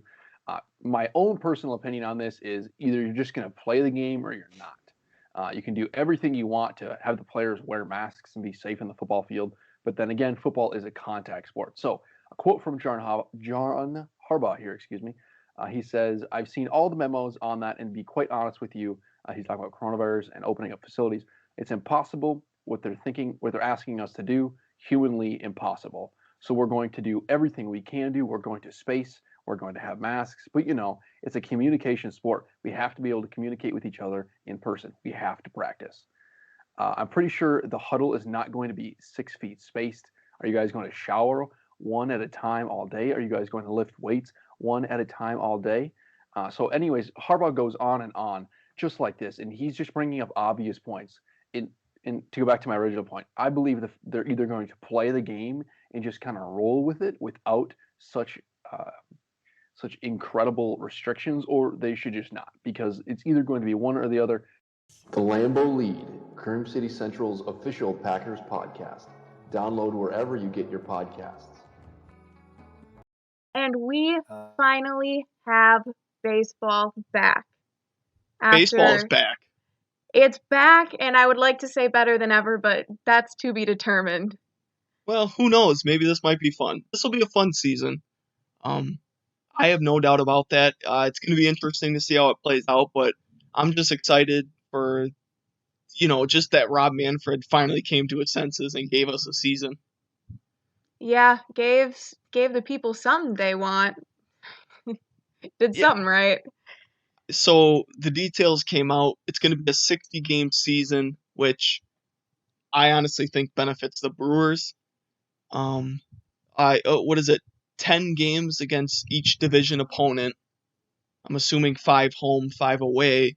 And then the remaining games are going to be against, for the Brewers at least, it'll be against the AL Central opponents. Yeah, and I believe it'll be 4 per team, because then that'll equal the remaining 20. Yeah, so honestly, do you agree with me that the Brewers benefit from a shorter season? It's interesting that you say that, because one of the first things when I started to think about a shorter season was how the Brewers are going to be able to use their pitching staff. And I'm really intrigued on what Craig Counsell is going to come up with every day for how he's going to utilize this staff. I'm just really excited about kind of the strategy that we can play into that. Also, the DH. That's huge. That extends a lot of people's careers, especially in the NL. So a lot of good things could really come out of this for sure.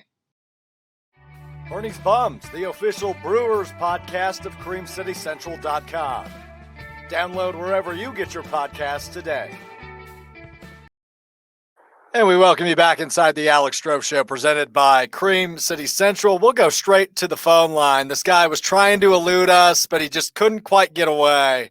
Out on the links today, it's Dario Melendez, who is the Brewers and Bucks host and reporter for Fox Sports Wisconsin, as well as the crossover co-host on the game Milwaukee and WNFL in Green Bay. Friend of the show and a great man, but he just couldn't get away from us. Dario, how are you, my friend? Good to speak with you again.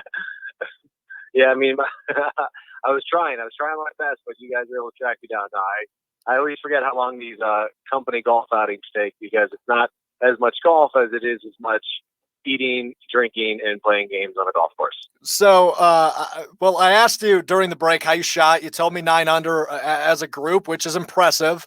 You mentioned drinking. What was the drink of choice today? See, I'm a responsible guy. I had, I think, 1 or 2 Miller Lights. I'm more of a Powerade guy. But most of our group was, I think, doing fireball shots. Oh, wow. Taking every whiskey shot they could take and doing Jello shots. So we had a pretty rowdy bunch. Gotcha. But you didn't participate in too much of the rowdiness on a Thursday, huh? No, see, I was starting to get respectful at golf, so I actually wanted to play. There you go. So I didn't drink too much. Well, when we had Travis Diener on 2 weeks ago after he hit that game-winning shot in the basketball tournament, I asked him a question. I'm just going to throw it at you. You don't have to answer it if you don't want. But he told me he gets pretty bad hangovers, so he was drinking during our interview. How bad are your hangovers? I'm just curious. Oh, I mean, the older I get, the worse they get. I used to be, and now I'm going to sound like an old man, I used to be such a party animal. I used to love going out, and especially in this business, you get off set at like 11 o'clock. You rush downtown to meet up with your friends. They're already hammered, so then you have to feel like you have to play catch up. Yep. And then you're pounding beers and pounding shots, and all of a sudden you're hammered, and it's 2 a.m. and you got to rinse, wash, repeat. I can't do that anymore. Like 2 beers, I'm done. And then I get the cotton mouth, and I get snoring all night, and I wake up the next day, and I'm all groggy. So I used to really like partaking in that stuff, but I got 3 kids, man. Too old for this crap. You're too old for this crap. Yeah, you're just old as dirt, Dario. Yeah, let's go with that. All right, let's talk some sports because there's a lot to get to, man. It's an exciting time. We're finally getting back to it. But we're going to start on what I started with about an hour ago, and that is Christian Yelich. 1 for 27 through 6 games. Our Twitter poll today asking, are you worried? How worried are you? Where do you stand with this Christian Yelich slow start? Not really worried. The issue is we just never seen this out of him. Think about it. 1 for 27 sounds bad. I know it's been, 11 strikeouts? Mm-hmm. It's been 6 games. Like, think about that. It's been 6 games. I understand in this year where it's 60 games, you multiply every game by 3. The Brewers are 3-3 right now. They're in second place, a game out of first place. And with the new place is a playoff spot. So if the Brewers were 0-6, if they're 1-6, maybe have a little bit more worry. But baseball players are so routine oriented, and it's such a weird season that it doesn't surprise me that he's getting off to a slow start. Not really too worried. When we get to 50 at bats, if it's still like this, yeah, then you want to maybe start having a discussion of sitting him, getting a day or 2 off. But I'm really not too worried about Christian Yelich. Yeah, and I can. Good. He is too good. No, you're spot on. But I could also pitch that counter argument at you, right? You said it's only 6 games, but that is 10% of this weird season, And I said that in my argument earlier, Normally I wouldn't freak out. I'm not freaking out, but I normally wouldn't freak out about a 6-game stretch. That's 2 series. They're both on the road. Not a big deal. But we saw it in camp. We saw the injury last year. I mean, I understand why some people are skeptical. I'm personally, like I said, not too skeptical, but it does have a reason for concern, at least a little bit. I mean, look, I could see it, but what I would say is, where are the Brewers right now? What's the record? What's the place in the division? Yep. And the record's 3-3, which is 500 on the road, which is what is expected when you're on the road. Yep. And they're in second place, which is a playoff spot. So you can be concerned, but the Brewers are in prime position to make the playoff, even with Christian Yelich struggling. It's why David Stearns constructed the team the way it is, why the pitching has been built the way it is. And yeah, Christian Yelich is definitely the straw that stirs the Brewers' drink, but this team has other really good players on it. And as soon as Christian's finds his swing, this team is going to be very dangerous. Absolutely. Dario Melendez, my guest, reporter and host for Fox Sports Wisconsin, as well as host on The Game in Milwaukee and WNFL in Green Bay. Dario, I got to ask you about this Joe Kelly situation. 8-game suspension for tossing some at the Astros, causing a benches clearing situation in the middle of a pandemic. But 8 games, that's 14% of the season. What's your takeaway from that for Kelly out of L.A.? If you're going to stress, especially from the player side, player safety, throwing a 97-mile-an-hour fastball at someone's head probably isn't the way to do it. Correct. You can't sit on your throne and say, we need Major League Baseball to put these protocols in place to keep us safe, and then all of a sudden it's throwing at someone's head. I don't mind the taunting at all. Like, I think it's funny if guys can flip their bat and stare down the pitcher. I have no problem if a pitcher calls someone a B word when they're walking off the field because they had a terrible swing. That I have no problem with. The suspension seems heavy. I mean, in a shortened season, 8 games, that's almost the equivalent of 24 games in the regular season. I could have seen a 4-game suspension, maybe, 4 games, 5 games, take them out of 1 start. But 8 games seems like a ton for this season, especially when you think about Astros players not being suspended at all for cheating. Yeah. I mean, I understand the franchise was knocked, $5 million off the draft picks, but I mean, not one Astro was suspended, and here Joe Kelly has to get an 8-game suspension in an already shortened season. It just seems a bit odd. Well said, my friend. Well said. Let's move over to the NBA side of things. We get the Bucks back tomorrow, NBA action back tonight. And I know last time we spoke, the magic number is 2, right? You got to win a game and hope the Raptors lose one. So what's the big headline for you as we go into Bucks basketball tomorrow night? End of the regular season. Yep. That's the big headline. This is preseason for the Bucks. Because it would take a catastrophe for the Bucks not to get the number 1 overall seed. In my mind, they're the number 1 seed. I guess the biggest thing is seeing how Coach Bud uses the lineup right now, because obviously the strength of this Bucks team is its bench. It's the ability to throw wave after wave of fresh, quality players, and that's the key word, quality, because the second unit for the Bucks could be the starting unit for Charlotte, for the Hawks, maybe even for the Magic. I mean, any bad team in the NBA, and you send out George Hill, Dante DiVincenzo, Kyle Korver, Marvin Williams, and Robin Lopez. That's the starting 5. Right. But when you get to the playoffs, you have to shorten the bench a little bit. We saw that last year. Maybe it affected the Bucks that Giannis only played 2 games all last season of 40-plus minutes. Mm-hmm. He hasn't played a 40-plus minute game this season. So my whole thing is I want to see how Coach Bud treats this kind of preseason-esque 8-game wrap-up, because I want to know if he's going to try to stretch him out or if he's going to stick to what's gotten them there, and that's just use the bench. I think at some point you have to keep Giannis on the court for 40-plus minutes because he's the best player in the world. Yep. And you want the best guy on the court as long as possible. Yeah, and I think that's well said. It will be very, very interesting, especially with Bledsoe and Connaughton out at least tomorrow. Is there any concern for you there with those 2 out? Not really. Maybe a little bit more with Bledsoe, because Bledsoe's the guy. Like, everybody I know leans on Giannis and Chris Middleton, but when you look at the Bucks, they're at peak efficiency. It's because Bledsoe is being Bledsoe, not settling for that lazy 3-pointer. He's being aggressive. He's attacking the lane. He's breaking down defenses, causing them to collapse, and then leaves it for Giannis. Kicks it out to Chris. Kicks it out to Korver. Kicks it out to Brook Lopez. And when you look at this team, when they're at their best, it's a penetration by Eric Bledsoe that really makes this offense go. I understand everybody wants to talk about Giannis.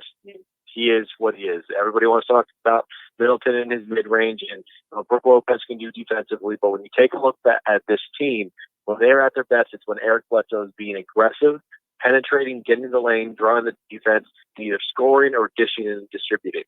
That's exactly what Bud Ball is. It's a guard that can penetrate and kick out to open 3-point shooters. Absolutely. Now, a couple more for you, Dario. Appreciate the time. Tonight we get the Battle of LA, Clippers, Lakers.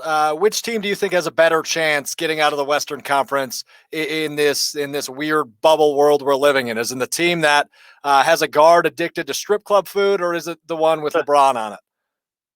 To be honest, I think it's the Clippers now. Yeah. I mean, losing Avery Bradley, that's a big deal.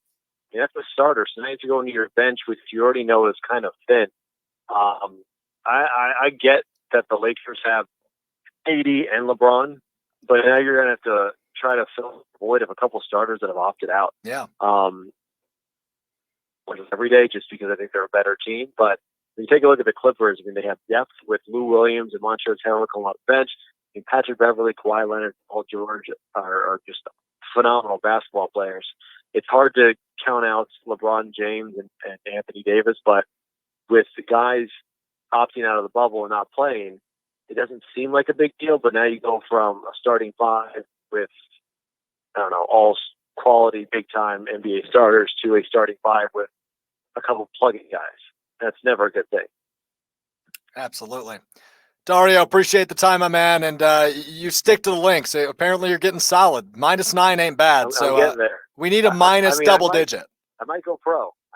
Oh, well, let me know. I will totally be your caddy. All right, man. I'll see you. Appreciate it, Dario. Dario Melendez, Fox Sports Wisconsin, and the game Milwaukee, as well as WNFL in Green Bay. The guy's everywhere. And he was hitting the links today, so he had to push it back a little bit. But always a good time with Dario. Always a great chat with him. He's got some great insight and entertaining personality, as you can tell. And that offer will remain open. That offer remains open. He can be my caddy, or I will be his caddy anytime he'd like.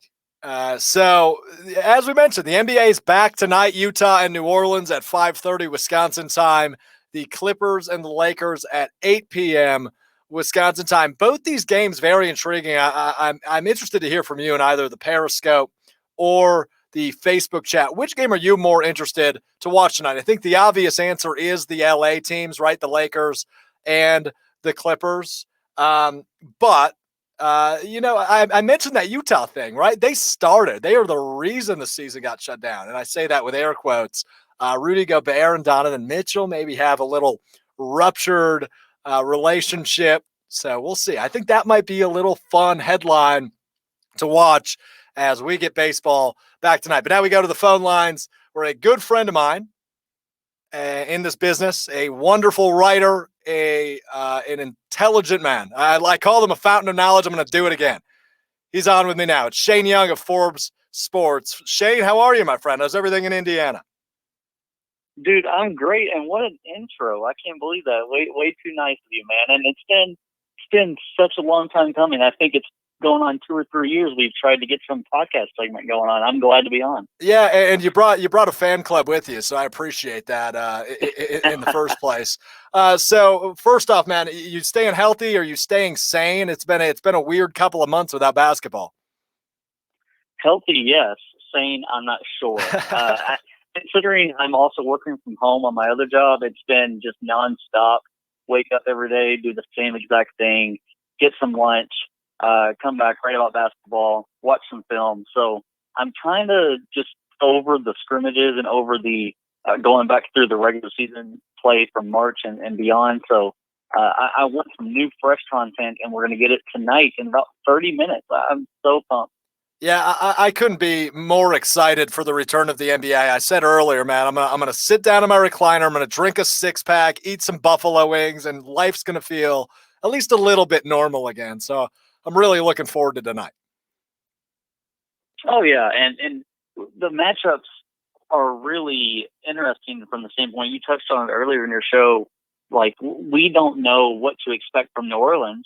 Last time we saw them in regular season action, they were making a charge for the 8th seed, and now they're playing Utah tonight. Utah's a little bit shorthanded. No Bojan Bogdanovic for the entire Orlando restart here. Mm-hmm. I think that really limits their ceiling. It brings them down to where I really do think, hot take alert, I think Oklahoma City or Houston's going to make a play for this 3 seed. And Utah was probably my pick for most dangerous non-LA team before all this stuff happened, but now a little bit more skeptical on them. So you bring that up, and you probably heard me talking about it right as we got you on the phone. I got to ask, what do you expect out of this Utah team? I mean, right as the season came to a close, obviously Rudy Gobert tests positive, then Donovan Mitchell does, then we hear all the rumors and the tea, if you will, of these two's ruptured relationship. What do you expect from when we see Utah hit the floor tonight?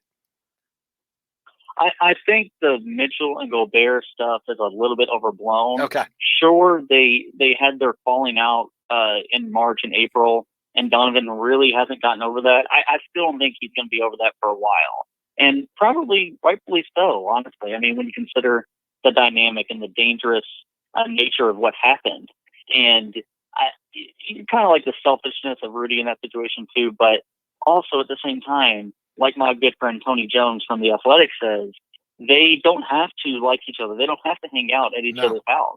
They don't have to they'll eat together. As long as they have a synergy and cohesiveness on the court, I'm not going to say it's Kobe Shaq level because those guys are super duper stars and all-time top 10 all-time guys, but they didn't get along off the court, and they still coexisted for some stretches. So to a very, very lesser extent, if Mitchell is able to drive, penetrate, and is playing the way we saw him in these scrimmages where he's being patient enough and finding Rudy Gobert at the rim and, not pulling up not pulling up floaters or some bad shots in the mid-range. If they're running good offense, I don't think we're going to hear anything about this locker room dynamic. I think they're fine. Quinn Snyder has been around a lot of teams. He was an assistant for the Lakers. He's seen how some of this can happen. I think that it's going to be just fine in that sense. I'm just worried about, do they have enough offense, enough shooting with Royce O'Neal and Joe Ingles. Joe Ingles is awesome, but I'm not going to say inconsistent. He had a couple of seasons where he was just stellar, but there are matchups where he could just go cold. So I think it's hit or miss with Utah. But again, I do not believe the locker room dynamic is going to be this big story in the next few weeks. That was a great answer. That was a great answer, Shane. You're starting with fire here, dude. I'm ready to watch you back that up. Come on now, man. Come on, I'm impressed. I always am with you. LA tonight, though. I mean, I know this is the one you're excited for. It's got to be. I mean, these are the two best teams in the West. At least I hope you agree with me there. It's far and away the best two teams in the West. The matchups we've seen prior, I think you and I kind of agree in the analysis. We think the Clippers are A, deeper, and B, I just think they have a better chance to make it to the finals. You agree with that? What are you looking for in tonight's game? Obviously, we don't know exactly what everything's going to look like in this bubble restart, but is there any headlines or anything you're watching for tonight in this LA matchup? Only thing I'm watching for, Alex, it's a great question to pose because there's a lot you could look for, but there's also a lot you could just rightfully dismiss because the Clippers aren't going to have Montrezl Harrell or Lou Williams. We're going to find out shortly when Doc Rivers speaks pregame if they'll have Patrick Beverley. I'm assuming they will because he practiced today. So I'm assuming he'll be good to go. And if he's good to go, the Clippers are usually really awesome. They're 33-8. 33-8 guys when Pat Bev and Kawhi are on the court together. Wow. So when they're active, they're a 67 win pace team. That's superb. That's exactly what the Bucks have been for the majority of the year. The Bucks have actually been 70 win pace, so they've been a bit better. But back to the question, I think tonight what you're looking for is the second unit. So Dion Waiters, I'm not a big fan. Haven't been a big fan even throughout his great stretches, or I guess solidly good stretches in Miami when he got paid. What he can do off the dribble, can they at least stay on par and not get outscored when LeBron's on the bench? If that answer is yes, if they can be even just a tick better than those Cleveland teams were when LeBron went to the bench, then this is a huge positive sign for the Lakers going forward. So I think J.R. Smith, his minutes need to be paired with LeBron James. So because LeBron needs a little bit more spacing when he drives and collapses everyone in the paint because he's a freight train. And then when LeBron's off, it's Dion time, and it's actually Dion and Kuzma time. So I'm looking for the second unit, and that includes the Clippers. They're shorthanded. Their two best bench scorers aren't going to be there, but they still have Reggie Jackson, who's, if Pat Bev plays, Jackson will be off the bench. And Reggie's been awesome. Like, he's been a firecracker for them. He's been shooting the ball really well. Not been a big Reggie Jackson fan. Think he gets a little bit too selfish at times, but considering his best friend is Paul George, I think they've found a way to have him buy into this team and buy into being unselfish and not always needing the ball in his hands and playing a little bit off ball too. So Reggie, Joakim Noah, I'm not sure, Alex, if you have been a Noah guy for his whole career, but right now he's doing all the little dirty work. I mean, he is setting hard screens almost as good as Vika Zubac sets and rolling hard to the rim. And one thing I love about Noah from his Bulls days is it's also transferred over here to the Clippers is when he catches the ball in the middle of the floor, if he knows that he doesn't have the foot speed to get to the rim, he's 35. I mean, come on. Right. And he knows he can't finish like these other centers out there. he's finding those corner shooters. He's finding the wing shooters. He's being very unselfish and hitting Marcus Morris and even PG for some good shots. So looking at the benches, not really concerned about what happens in the Kawhi, LeBron, PG, AD minutes, because I think we all know that's going to be a bit of a wash, and it's not going to matter tonight as much as it will in September when they face off. So tonight, strictly about process over result. I couldn't care less who wins. Fair enough. I've been off the last 2 weeks. I don't know if you know that, Shane. But so I haven't had much time to talk about Lou Williams. But I was just curious. Have you ever had the food at Magic City? Is it as good as he says it is? I've never been to Atlanta. I need to go to well, Atlanta. Yeah. What's your takeaway from this, dude? I mean, this is the wildest story. It is. And I agree with a lot of people that have said it's all about the optics. So let's say, and this is actually an interesting dynamic I want to get your opinion on, because I feel like everyone's opinions are all over the place on this. But let's say he goes to Applebee's and gets some food, and he gets a picture taken with the fan or something like that, and it gets posted. Are people this outraged? So is it just the optics of, oh, he went to a club? It doesn't matter if it's a strip club. It doesn't matter if it's whatever type of club.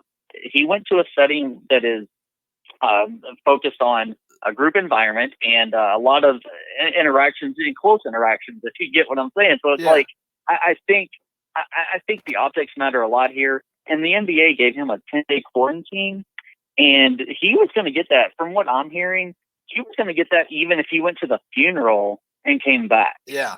So he did go to the funeral, which that was the main reason for leaving, and it was excused.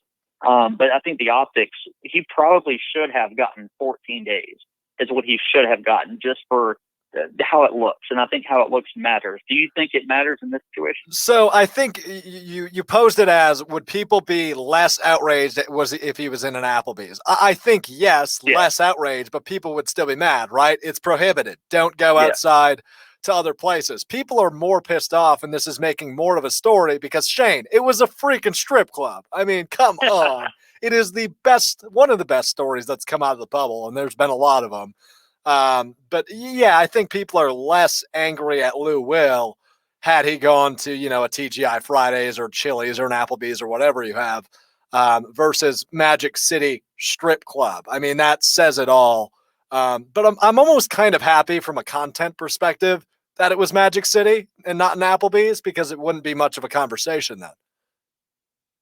Well, what I was going to say, what's the odds that Lou Will, when he gets cleared, he'll be cleared next week, or actually, I guess this weekend. I'm not sure. The 4 days started on Saturday, so it should be this weekend. Yep. But what are the odds he gets Magic City wings delivered? He gets someone in Atlanta to deliver these wings throughout the bubble. I mean, it could be September, and he's like, man, I'm dying for some Magic City wings. I think he's going to get someone to deliver those.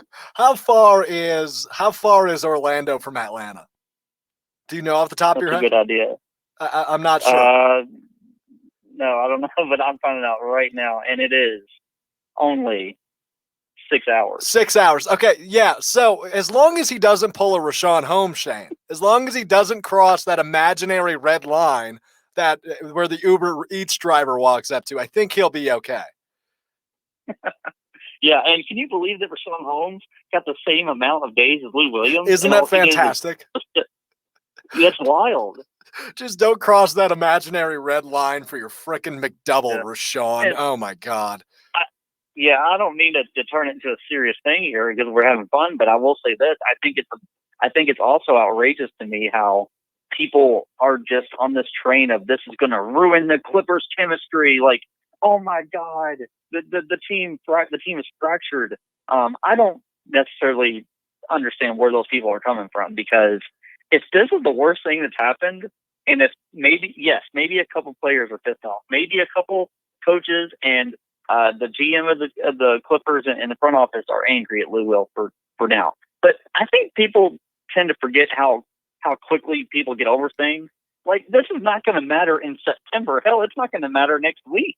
So I think people are just need to pump the brakes on, oh my God, Lou Will's done angered all of his teammates. I don't think Kawhi cares as long as Lou's back.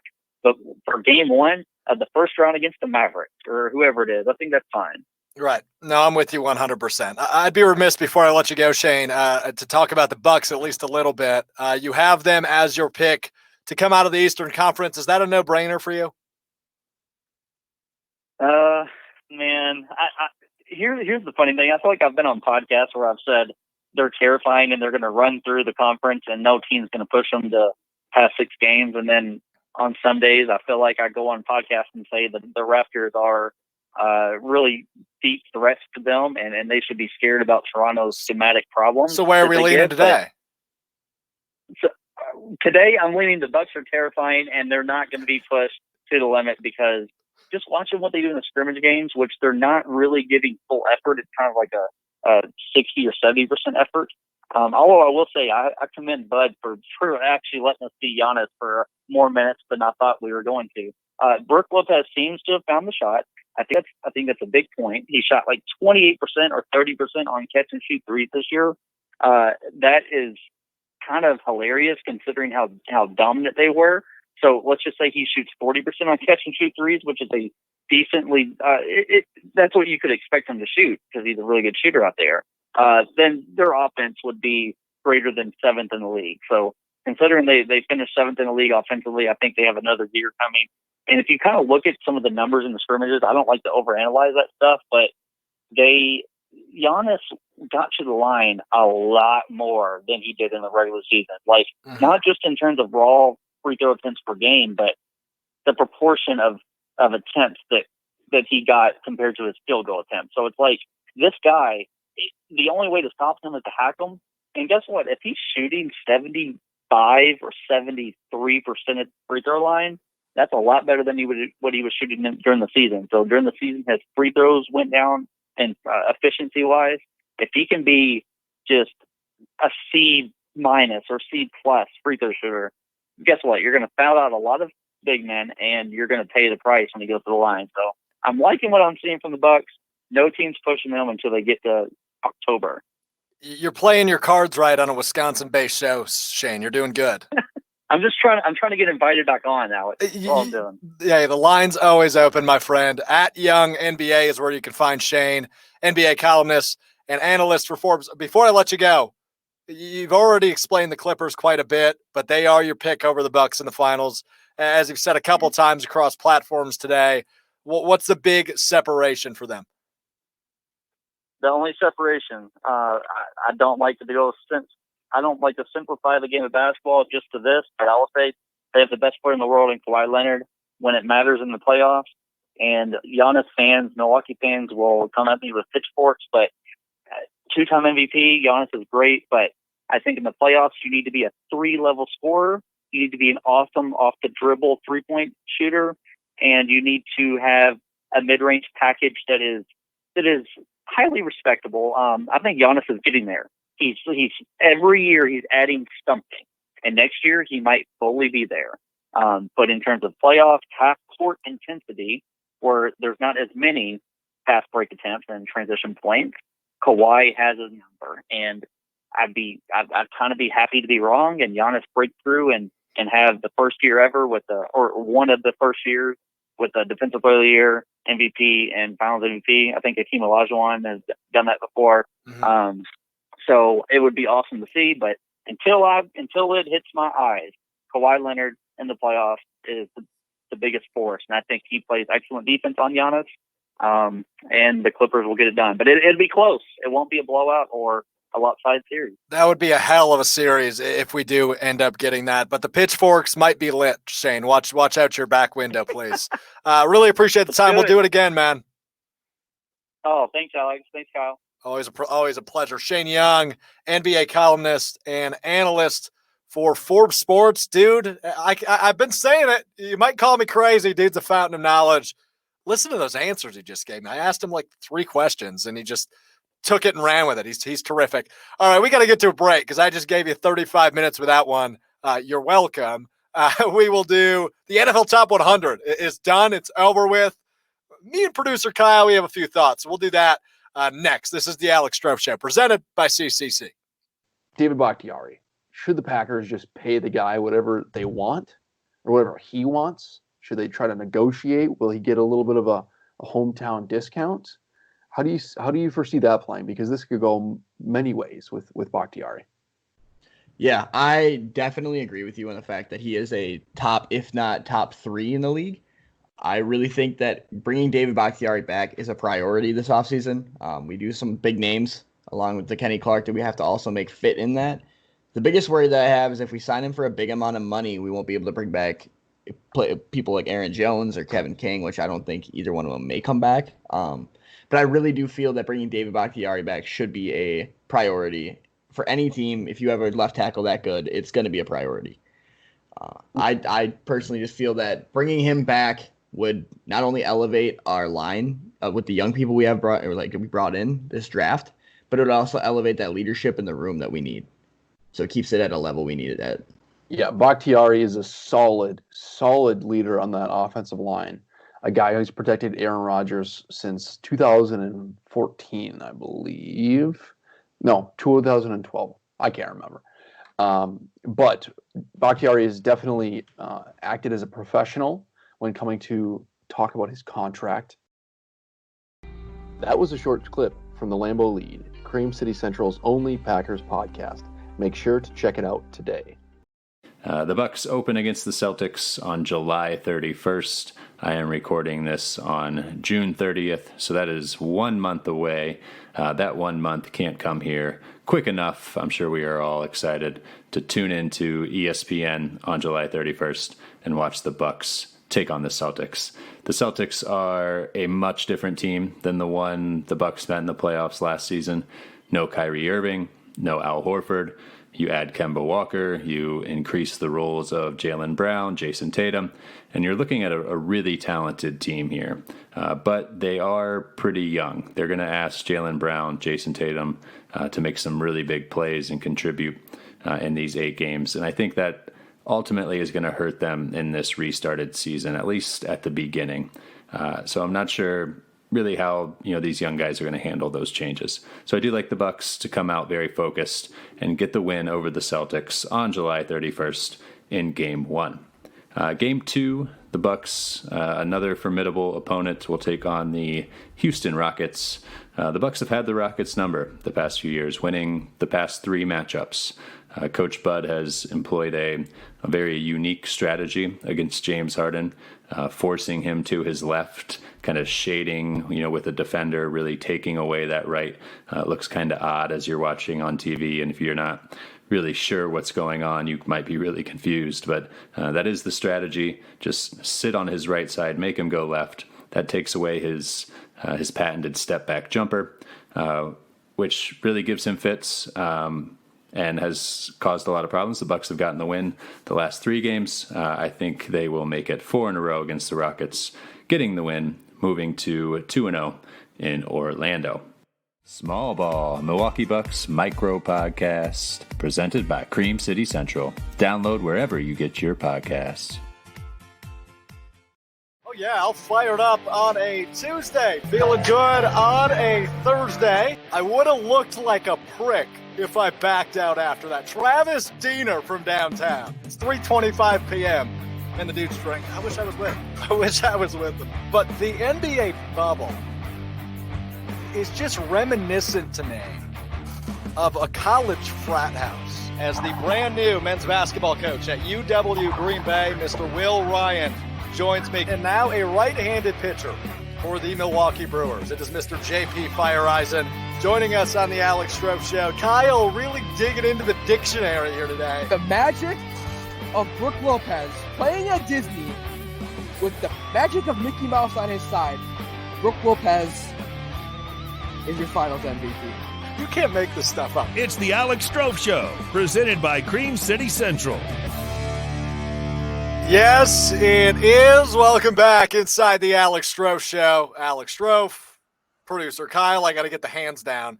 Right back at it with you. Wow, that was a neat video that I have not seen. I want to pat myself on the back quick because our business guy, John, I don't know, John, if you're watching or not, he wanted me to make a little video kind of recapping the first half of what we've done. Obviously, we took the break, so it was a good time the first half of what we've done, 2 months, whatever. and just kind of recap what we've done. And, I wanted to throw that in. We were supposed to throw it in at the top of the hour, but schedule got rearranged a little bit. We got moved around a little bit. Yeah, that was me. I got to be on the fly. As a good producer, I got to be on the fly. So here we are. So threw it in for you. You're so good, Kyle. I'll just kiss your pretty little ass the whole way home, man. All right, so we got to dive into this NFL top 100 list. We'll kind of go throughout all of it. We'll start on the Packers angle, then we'll go through the rest of the angle, if that works for you. So here are the Packers. We'll go through them one-on-one. You want to start low or you want to start high? We'll start at the bottom and work our way up. Okay, so number 63 was Preston Smith. He was the lowest ranked Packer at 63. That ain't bad. That's not bad. We're gonna get into it in a little bit in a little bit where I totally disagree with the position, but Preston Smith here I think it's fair. He had 12 sacks last year. Part of that duo that was just unstoppable. The Super Smash or Super Smith brothers, I should say. Unstoppable indeed, yeah. So 63 for his first time on. I'll take it. Yep. So I should preface this as well. There's 6 Packers on the list. Preston being the lowest. This list is off of the last season, so it comes from the 2019 season strictly, and then it is voted on by the players. So Preston Smith, the lowest rated Packer at 63, just ahead of him at 62. David Bakhtiari, potentially the best left tackle in football at 62. I don't know about this one. No, this is one where I wasn't really that like. I'm gonna get to somewhere I'm very emotional about. Yes, I know. But you, this is one fired up. Yeah, this is one that I'm like, he's a lineman. There's a little bit of a bias there. Obviously, you get to the top, 20, and there's a huge amount of skill players on that, top 20. But, David Bakhtiari is the best left tackle in the NFL right now. If you want to debate me about it, go right ahead. He's the best left tackle in the NFL. That 62 overall rating is, I don't want to say blasphemous, because there are some others that are blasphemous. It gets worse. It gets worse next. Let's go up 5 more spots to 57, where you can find Davante Adams. Okay, this is one where I am like, let me point out some notable names ahead Davante Adams on this countdown, non-Packers names, okay? Stephon Diggs at 54. You have Todd Gurley at 51. You have Amari Cooper at 49. Mark Ingram at 44. And Chris Godwin from the Buccaneers at 38. Chris Godwin's one I understand. Chris Godwin had a great year. Yep. Stephon Diggs and Todd Gurley really frustrate me. Even Amari Cooper, too. I guess I wasn't aware that Amari Cooper was ranked ahead of him. But I'm going to focus on Diggs and Gurley. Gurley specifically really irritates me because I get that Adams only played 12 games. But Adams in a 12-game season was a fantastic year for him. It was. Obviously, the stats are a little lower because he didn't play all 16 games. But to have him below 6 spots, no less, below a guy who hasn't been the same since 2018. Look, Kyle, the dude's got arthritis. Yeah. He didn't have a good year. The Rams were donkey butt last year. The Packers have a much better weapon in Davante Adams than the Falcons just acquired in Todd Gurley. That goes back to last season. That will continue on into this season, assuming it happens. Davante Adams deserves to be higher than Todd Gurley on every measuring book there is. That was really bad. That was a bad miss on this part. And when you get something like this that's voted on by the players, it's a popularity contest. And at the end of it, it's a popularity contest. Should also be mentioned that Jimmy Garoppolo came in at 43. And where's Carson Wentz on this list? That's what I want to know. Answer that. I know the answer. I want you to answer it for me. Is he low or is he high? What's your argument here? He's not even on the list. Is he not on the list at all? But Jimmy Garoppolo's on. Jimmy Garoppolo's in the top half of the list. Jimmy Garoppolo's in the top half. Barely even a freaking quarterback. He's a game manager. He's not even a quarterback. Yeah, and Wentz, if he's not on the list, he is also not in the 110. They recently released. Yeah, that's what I want to get into as well. Okay, let's rattle through the rest of the Packers quickly.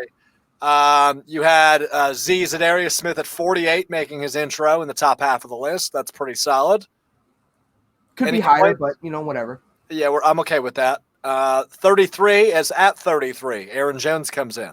That's the one that I am the most satisfied with. Yes, I agree with you 100% on that. And then Aaron Rodgers, the top-ranked Packer, once again, like he will be probably until the day he's not a Packer anymore. He came in at number 16. Now Rodgers, I understand. I'm not entirely sure what number quarterback that makes him.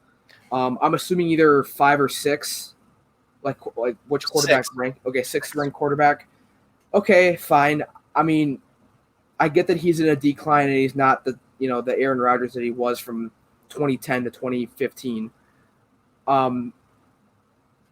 I still think he should crack the top 15. Should be noted, Brady and Breeze, which I won't argue the Breeze so much, but I will argue the Brady. Brady is ahead of Rodgers on this. Yeah, that's not okay. Brady comes in at 14, Rodgers at 16, Breeze. I would swap them. If you swap them, I'm getting high blood pressure over 2 spots in a list that really doesn't matter about anything. Correct. But swap those 2 guys, and I'm not. Hey, and for what it's worth, NFL Research, I don't know if you saw this, put out a tweet this morning.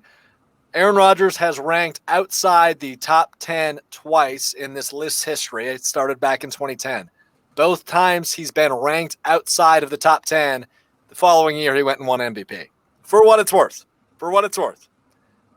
He's also coming off a breakup, and they just drafted a quarterback. But I'm not saying anything. I'm just saying maybe Aaron Rodgers has a little chip on his shoulder. He might be running out there throwing 50-yard freaking bombs to Devontae Adams 7 times a game. Hey, I'm just saying it's maybe worth bringing up. All right, let's rattle through the top 10 in order. At 10, Derrick Henry, Titans running back. 9, Stephon Gilmore, Patriots cornerback. 8 is DeAndre Hopkins, the Cardinals wide receiver. They have him listed as Texans for some reason. 7 is George Kittle, the 49ers tight end. They have him listed as Texans because that's where he was last year. Yeah, but they have everybody else's team updated. Oh, okay. Like it says Tom Brady, Buccaneers quarterback. Anyway, George Kittle, 49ers tight end, is at 7. He's the top-ranked tight end. Christian McCaffrey is at 6, the top-rated running back. Michael Thomas at 5. He is the top-rated wide receiver. I'm good with that. I'm not. That's 6 right there. What do you have an issue with? I have an issue with Michael Thomas being rated the best wide receiver in this class. I don't have an issue with I still believe it's Julio Jones until I have a – Julio Jones isn't even in the top 10, which is he came in at 11. Okay. He's right there. Yeah. Julio Jones got to be top 10. I disagree with that, man. I think Michael Thomas has far and away been the best wide receiver in football the last 2 years. Michael Thomas is a very consistent guy. He's good for PPR if you're talking fantasy here. I still think Julio is the biggest, difference maker. Far and away been the best wide receiver in football, though, the last 2 years. It's at least most consistent. Maybe not best. He hasn't made the most immaculate catches and hasn't maybe had the biggest impact of team success. But Julio's issue is when you get to the red zone, he kind of disappears. And I'll give you that. He doesn't score touchdowns. So Michael Thomas at 5, and then as mentioned, Hopkins at 8. You're okay with Hopkins over Jones? No. Okay. I think Julio Jones should be the first ranked wide receiver. I think that's a bad take. And now here's where I get fired up. Number 4, and I use the preface for a reason, and I will double down on this. The preface. This is from last season only, is how they rank this. But coming in at number 4 is Patrick Mahomes, the quarterback, Super Bowl MVP last year, the MVP the year prior. He's not even the second-ranked quarterback. He is the third-ranked quarterback at number 4. And I know he missed some games last season. I get that. But if we're talking about last season, Patrick Mahomes led the Chiefs to the Super Bowl. He won a Super Bowl MVP. And he's been the best quarterback in football since he's made his second start, I guess, technically, but his first start back in 2018, that would have been. He is the best player in football to me, and it's not close. And him at 4 is stupid. That disproves this list more than anything else to me, that Patrick Mahomes is at number 4. I'm bringing up some stats here because I know what you're going to talk about here with Lamar Jackson at 1. I'm okay with Jackson at 1. I'm more upset with Mahomes at 4. I think that Mahomes should be number 1. I agree with you. Yeah. But I understand why Jackson would be at 1. He won the league MVP last year. It makes sense. I'm glad you bring that up because in the past couple of years, namely, okay, so in the 2016 top 100, yep, the 2017 top 100, and the 2018 top 100, only 3 times out of the 10 years they've done this has the reigning league MVP been number 1, and that goes to Cam Newton and twice to Tom Brady. Okay. I just don't think Lamar Jackson is the best. I mean, he might have won MVP. Yeah. I don't think he's the best player in the NFL. See, I because and let me bring this up. I'm tough. sorry to interrupt you. No, you're fine. If Patrick Mahomes doesn't get injured, Patrick Mahomes wins the MVP, in my opinion. And it might be a hot take, but if Patrick Mahomes doesn't get injured and miss the 2 or 3 games that he missed, maybe 4, I think Patrick win Mahomes the MVP back-to-back years in the NFL. We've noticed that. Obviously, Brett Favre did it like 4 years in a row back in the 90s. But it's typically not an easy task to win back-to-back MVPs. I still think if Mahomes is healthy all year, Jackson wins it. He was spectacular. He was great. He was spectacular. He was fantastic. But he's not the best player in football. No, I don't think Jackson is the best player. And to round out the top 4, we didn't mention who came in at 3 and 4. Aaron Donald of the Rams, the best defensive player on the list at number 3, and Russell Wilson comes in at number 2.